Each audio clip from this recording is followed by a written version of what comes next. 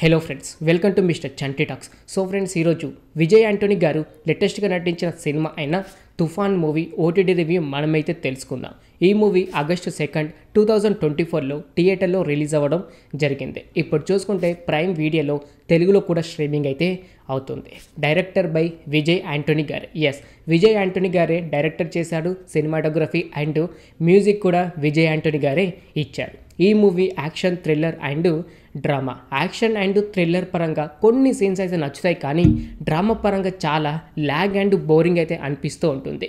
ఈ cinema story ఎన్నో సినిమాలో చూస్తున్నట్టుగా అయితే అనిపించింది, కానీ కొత్తగా అయితే ఏమైతే లేదు. సినిమా స్టార్టింగ్లో హైలైట్ చేసి చూపించారు. అంటే యాక్షన్ మూవీస్ మనకు కావాల్సినంత ఉంటాయా అని అనుకున్నాను, కానీ సినిమా వెళ్తూ ఉంటే మాత్రం చాలా స్లోగా అయితే చూపించారు. స్లో నరేషన్ అని చెప్పుకోవచ్చు. బేసిక్గా ప్లాట్ విషయానికి వస్తే, విజయ్ యాంటోనీ అలియాస్ సలీం ఇంకా తన ఫ్రెండ్ ఇద్దరు అండమాన్కి వచ్చి అండమాన్లోనే సలీం ఉండిపోతాడు, కానీ తన ఫ్రెండ్ వైజాగ్ అయితే వెళ్ళిపోతాడు. మరి సలీం ఎందుకని అండమాన్లోనే ఉండిపోవాల్సి వచ్చింది? తన ఫ్లాష్ బ్యాక్ ఏంటి?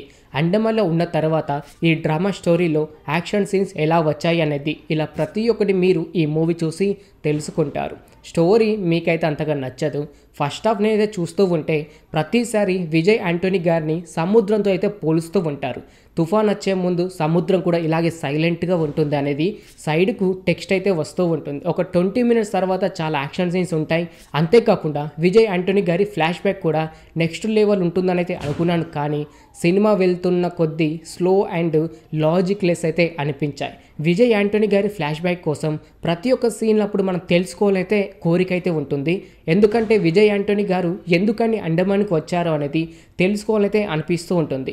నేనైతే ఫ్లాష్ బ్యాక్ ఒక నెక్స్ట్ లెవెల్లో అయితే ఇమాజినేషన్ చేసుకున్నాను, కానీ ఫ్లాష్ బ్యాక్ వింటే మాత్రం మీరు పిచ్చిగా నవ్వుకుంటారు. అలాంటి ఫ్లాష్ బ్యాక్తో ఈ సినిమా అయితే వచ్చింది.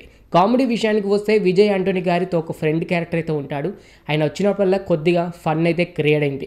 విలన్ని ఫస్ట్ హాఫ్లో చాలా వైలెన్స్గా అయితే చూపించారు, కానీ సెకండ్ హాఫ్లో మాత్రం జోకర్ని అయితే చేసేశారు. సేమ్ అలాగే మురళీ శర్మ గారు కూడా పోలీస్ క్యారెక్టర్లో అయితే నటించారు.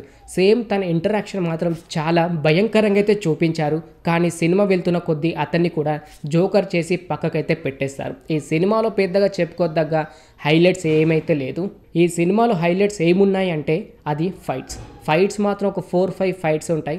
ఒక్కొక్క ఫైట్ అయితే మీకు నచ్చుతుంది, మిగతా 2 ఫైట్స్ అంతగా నచ్చవు. ఒక డార్క్ స్టోరీ ఉంటుంది, ఆ డార్క్ స్టోరీ కూడా కొద్దిగా వర్కౌట్ అయితే అయ్యింది. క్లైమాక్స్లో ఒక ట్విస్ట్ అయితే ఇచ్చారు. ఫస్ట్ హాఫే కొంచెం అటు అయిందంటే పార్ట్ 2తో కూడా రాబోతున్నామని అయితే మెన్షన్ అయితే చేశారు. పార్ట్ 1కే దిక్కు లేదంటే మరి పార్ట్ 2 ఎవరు చూస్తారో? సినిమా మాత్రం అనుకున్నంత పర్ఫెక్ట్ అయితే లేదు. బ్యాక్గ్రౌండ్ మ్యూజిక్ కూడా అనుకున్నంతగా లేదు. సినిమాటోగ్రఫీకి అయితే కొంచెం నచ్చుతుంది. అండమాన్ అయితే కొంచెం అందంగా అయితే చూపించారు, మిగతా అంతా ఓకే. హీరోయిన్ క్యారెక్టర్ కూడా అనుకున్నంత పర్ఫెక్ట్ అయితే లేదు. హీరోయిన్ వల్లనే కొన్ని గొడవలు అయితే జరుగుతూ ఉంటాయి. కాకపోతే ఆ హీరోయిన్ ఉన్నా ఒకటే, లేకపోయినా ఒకటే. ఇలా చెప్పుకుంటూ పోతుంటే సినిమాలో చాలా క్యారెక్టర్స్ అయితే ఉన్నా లేకపోయినా ఒకటే అనేలాగైతే యాడ్ అయితే చేశారు. అందుకే సినిమా చాలా లాజిక్ లెస్ అండ్ బోరింగ్ అయితే ఫీల్ అవుతూ ఉంటుంది. ఫ్రీగా ఉంటే వెళ్ళి చూడండి, లేకపోతే అవాయిడ్ అయితే చేసేయండి. ఇప్పుడు చూసుకుంటే ప్రైమ్ వీడియోలో తెలుగులో కూడా అవైలబుల్గా ఉంది. ఓకే ఫ్రెండ్, చూసారు కదా విజయ్ యాంటోనీ గారు నటించిన తుఫాన్ మూవీ. ఇలాగే ప్రతి ఒక్క మూవీ ఓటీటీ రివ్యూ అండ్ ప్రతి ఒక్క వెబ్ సిరీస్ రివ్యూ ఇలా ప్రతి ఒక్కటి మీరు తెలుసుకోవాలి అనుకుంటే మన ఛానల్ని సబ్స్క్రైబ్ చేసుకొని పక్కనుండే గంట సింబల్ని యాక్టివేట్ చేసుకోండి. మరొక మూవీ ఓటీటీ రివ్యూతో కలుసుకుందాం. Thanks for watching.